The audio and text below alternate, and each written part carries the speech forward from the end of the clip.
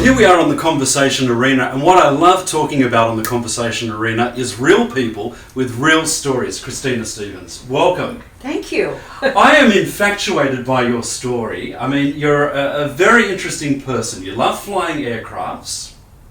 You love taking a risk in a sort of funny way, but you also are quite intuitive in terms of following dreams.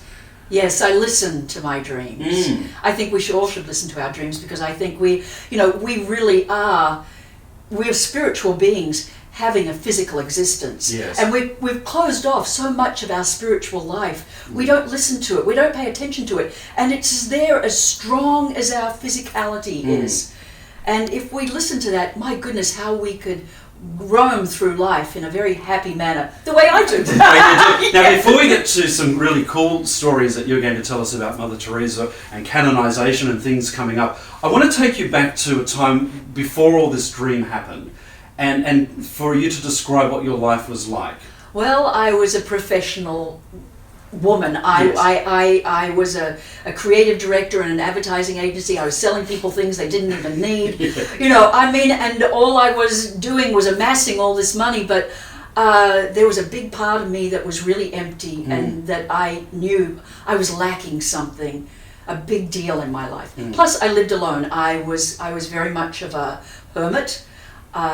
People kind of frightened me a little. Now that's odd because I would fly. I flew with the Blue Angels. I would fly and I would do aerobatics in the sky. I mean, I would take all forms of risk. Yeah. But I certainly could not risk my heart. I was so terrified of risking my heart. So I kind of kept away from people, and I had all my animals around me. Yes. And that kind of made me happy, but it wasn't. It was a very shallow happiness. It's interesting. People in the media do have, I think, a lot of problems with their heart because they find, I think sometimes, coming from my perspective, if you work as a radio announcer and you fall in love with the job that you do and you think that that's what love is, your job, and then it's taken away one day and then it's sort of like a death. But then you have the other extreme where you've got, say, talk announcers who are very prolific about putting anger out on the airwaves. So their heart is also conflicted. But love is a big thing in our life, and without love, the world doesn't go around. There's nothing. So it's at the core of everything. It's the core of everything. All activity is the love, and the activator of that is your passion. Yes. And we would get nowhere without it. But why is it in the world that we live in now, we're seeing a group of young people coming through, the younger generation, where we talk about passion and loyalty and commitment? It's not important anymore. They don't seem to have this drive of passion. Why do you think that is? Well, actually, I kind of disagree because I see a lot of young people and they do have it. It's channeled into other areas though. Okay. So what it's other expressed in other areas. Yeah. It's expressed in the label you're wearing today. Okay. Yeah. Oh, I have to have my Louboutins, or I have to have my Nikes, or I have to and my girlfriends we have to do this, and so they've got another status, but deep down they're still searching for love. Oh my goodness, yes. Yeah. Oh my goodness, yes, because you take one little thing away and they just collapse, they fall into a mass. The princess syndrome. Yes. Yes. So there's no foundation there. Yeah. And really, love is a cultural term because it's our rock. Yes. It's the rock that we fall back on. Really, when all heck breaks loose, and if you don't have that rock, when all heck breaks loose, there's nothing, and you're a wee bit of a mess. And suicide is constantly rising in our world because of this empty area that we have. Well, that's it. Now we see commercials all the time asking people to ask others, "Are you okay?" That's right. It's happening everywhere. Yes. We don't know the person we're sitting next to at work, whether they're going to be there the next day. It's not like it used to be. No, not at all. The pressure of life. But for yourself, you're in the advertising world, and then you were living by yourself, and you had all the animals, still seeking love. Oh yeah, I had a 15-acre ranch, right? Horses. Oh, yeah. I had it all. An aeroplane in the hangar down the road. That's it. And then what happened one night? Well, I had a dream. Bed, yeah. Yes, I went to bed and I had a dream. had a dream. Yeah. And in it, Mother Teresa came to me and she said, "If you wish to film me, I will let you. but you must come soon. Now the but you must come soon was a little bit of like, ooh. Is she not well? Is she going to die? Yeah. Or am I going to die? Am I being called to do something before my time peters out? Because we don't know. We don't know. But it was a call to action that I woke up and I knew I have to pay attention to this. Yeah. And everyone said, "Oh, Christina, she's crazy." I mean, they didn't say she's crazy. They didn't say she's crazy because I have to tell you, my business partner, he would listen to my hunches and he would take them to the bank. Yes. Okay. I did very well. You know, people listened to me when I said, I got a feeling you have to do this, or I've got a feeling we better buy insurance for this next, shoot coming up. And they go, well, no, why should we buy insurance? We don't need it. It's always summertime there in Arizona. I said, I don't know, but, and then lo and behold, bang, we needed it, yes. So in a way, you could be classed as clairvoyant. Been able to understand what's going on. No, I don't think so. Yes, maybe someone wants to say, I'm clairvoyant, or I'm an intuitive. Or psychic. But yes, or psychic, which is, that's a label. Yeah. And as I said to you at the very beginning, we are spiritual beings having a physical existence. All I do is I listen. That's what a psychic does. They listen. They listen to the air around. When I got into Mother Teresa's presence, I listened to her. That's how we connected. We connected on a spiritual plane, not necessarily on a physical plane at all. Now tell me, when you did meet her, did you tell her about this dream? No, I was wanting to. I kept thinking, I've got to tell her. I've got to say, you came to me in a dream. But it wasn't, we had more important things to discuss. About. That was like past. Now, being in her presence, I was in the here and now, which is what we should all be living in, always anyway. The present moment. In the present moment. So to go back in and pull that from my history didn't make any sense with what I was dealing with her as we were sitting together, as close as you and I were. Now tell me, when you're in the presence of someone like that, greatness, yes. In what we see in our world, and probably in her world, she's just doing what she was called to do, and she is not about all that. No. What's it like? Oh, well, being in her space was when you. I always thought that love kind of was within you, and you kind of, you created. Oh, I feel love for this, Yeah. But actually, stepping into her space, I realized she energized the air around her, so that when I moved towards her and came as this, I was in the loving, and being in the loving was being bathed in the truth. Yeah. Did she talk about God to you? She would mention God, but not really. She'd always say, yes, God bless. No, I don't recall us having that kind of conversation. She wasn't trying to indoctrinate me into anything. No. She was really talking about what we need to be doing in the world, what she did in the world. Sure.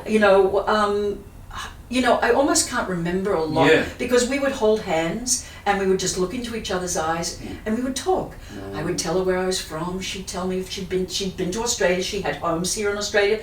She told me a story about an old man that she met here that had a very dusty place, and then when she went into his little house, she found this beautiful lamp, and she said, and she was dusting off the lamp, and he said, don't bother dusting it off, and she said, oh, but if I do, and if the sisters come, would you turn it on? It's so beautiful. He said, no, I wouldn't bother. I won't bother. No one comes to see me anyway.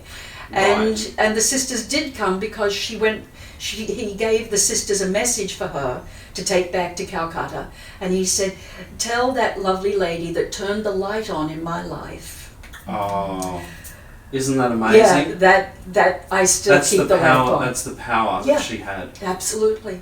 So with the people that she worked with, I know, with the people that she worked with in the world, and particularly in Calcutta, what was she like with them? The everyday person? Just loving. They would walk up to her in the street? But she was as tough. She was tough. Oh, like a locomotive. Right. Oh, very tough. She didn't suffer fools, but she always loved. It was a real dichotomy, because she was only like 4 foot, hunched She over. looked like Yoda. I know, Yeah. she did, and her feet were all bound. They must have been bound when she was young, yeah.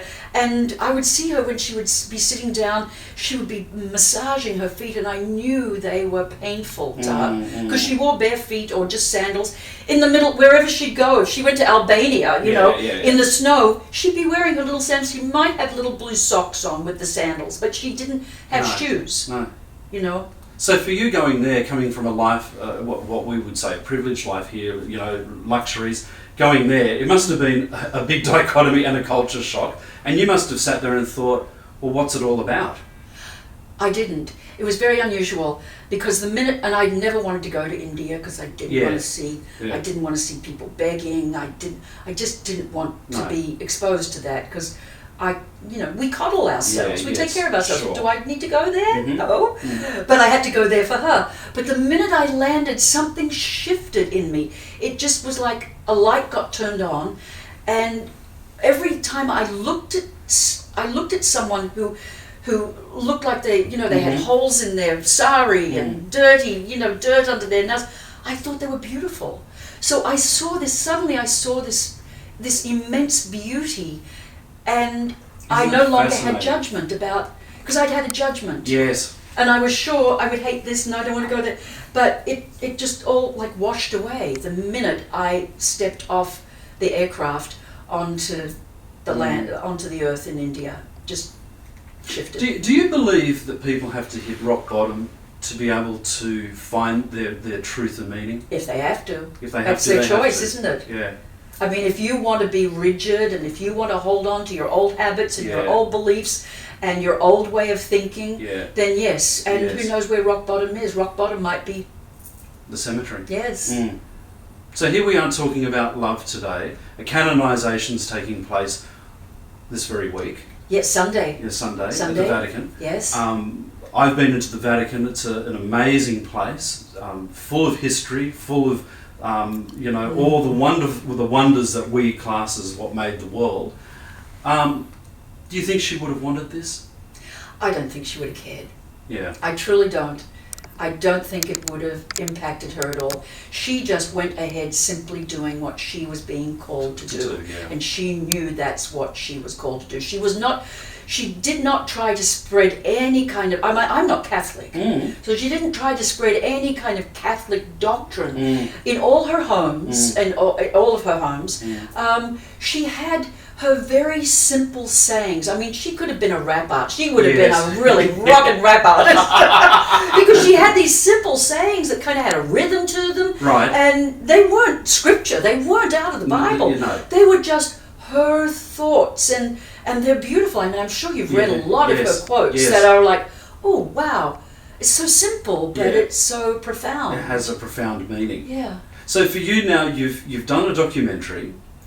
She didn't. Well, it's her message to the world. It wasn't a documentary. But her message to the I world. didn't need to tell anyone about her life. No. I went there to film her direct message to the world. To the world, and she begins, "Let us begin a revolution of love." So that is what I am beginning, or I'm going to launch at the moment that she is made a saint. Good on you. Mother Teresa becomes Saint Teresa is when I'm sending a call out to every citizen in the world. And what's the hashtag we've got to use for that? Hashtag love activist. Love activist. Love hashtag activist. Love activist. Yes, because we've got to start turning it around. We're going so far down right now. I mean, 65 million people are running for their life. There are 65 million refugees we've got who have been displaced. We're about to see almost the end of the elephant. In yours and my lifetime, we may see the last elephant. Which is very, very sad. This is tragedy. And why do you think that is? Because people are not. There's still greed activated. Yeah. It's fear. The opposite of love is not hate. It's fear. So on the 4th, it's all going live. Yes. On the 4th, it's going live. You can go to loveactivist.co, not com. Yep, .co. You go to loveactivist.co. What will open up is an interactive map of the world. Yes. You place where you are. Yes. What will open up is a whole thing that will ask you your name, where you live, what inspired you to come here, and then share your love action with us, whether it's whether it's a photograph or a video. And then when you finish that, you become a star. in the world. How wonderful. And you share it, then it's all shared with the rest of the world. It all goes across all over. Well, look, thank you very, very much for your time.